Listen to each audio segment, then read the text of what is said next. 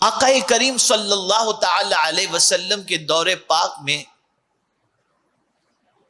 ایک صحابی مسجد کے دروازے پر ایک کھوٹا انہوں نے گاڑ دیا.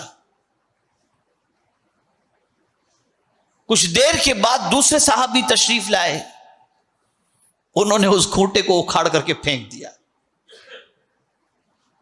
صحابہ حضور کی خدمت میں حاضر ہوئے، عرض کرنے لگے یا رسول اللہ صلی اللہ تعالی علیہ وسلم، آپ کے ایک جانثار نے دروازے پر کھوٹا گاڑ دیا اور دوسرے نے آ کر اکھاڑ دیا. سرکار نے مراقبہ فرمایا، کچھ دیر کے بعد ارشاد فرمایا دونوں کو ثواب ملے گا. کیا فرمایا حضور نے؟ دونوں کو ثواب ملے گا. صحابہ حیرت میں پڑ گئے، ایک کا کام تو بڑا عجیب، کھوٹا گاڑنے کا کام، دوسرے کا نکالنے کا کام، دونوں کا اپوزٹ کام ہے نا. ایک کا لگانے کا کام، ایک کا اکھاڑنے کا کام، اور ثواب دونوں کو مل رہا ہے. تو صحابہ حیرت میں پڑ گئے، عرض کرنے لگے یا رسول اللہ صلی اللہ تعالی علیہ وسلم، دونوں کو ثواب؟ سرکار نے فرمایا رکو. پھر دونوں صحابہ کو حضور نے بلایا، قربان جائیے میرے آقا کی نظر پر کہ سرکار دلوں کے حالات کو بھی جانتے ہیں اور نیت کو بھی جانتے ہیں. اسی لیے اعلیٰ حضرت کہتے ہیں اور کوئی غیب کیا تم سے نہاں ہو بھلا، جب نہ خدا ہی چھپا تم پہ کروڑوں درود. سرکار دلوں کے حالات کو جانتے ہیں. اسی لیے فرمایا گیا مدینے میں جب تم جاؤ اور حضور کی بارگاہ میں حاضر ہو تو خیال رکھنا تمہارے دل کے ارادے کو بھی حضور دیکھ رہے ہیں. یہ سرکار کی شان. سرکار صلی اللہ علیہ وسلم نے دونوں صحابہ کو بلایا. پہلے صحابی جنہوں نے کھوٹا گاڑا تھا ان سے پوچھا سرکار نے صحابہ کے درمیان کہ تم نے یہ کھوٹا کیوں گاڑ دیا تھا؟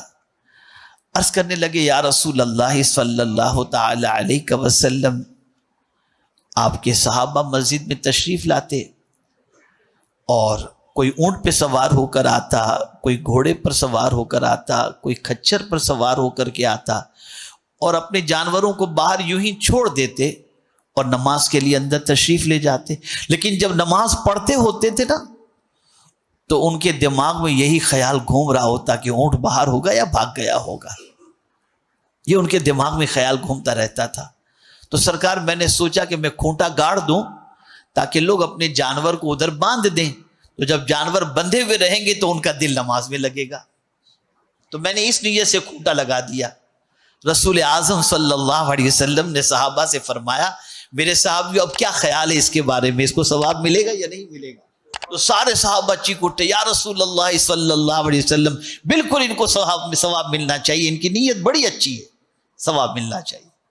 چلو اب یہ کام تو ہو گیا.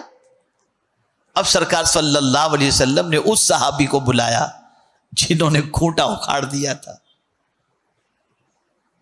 آقا کریم صلی اللہ علیہ وسلم نے انہیں طلب فرما کر ارشاد فرمایا میرے صحابی انہوں نے کھوٹا لگایا اور تم نے کھوٹا اکھاڑ دیا، کیا وجہ تھی؟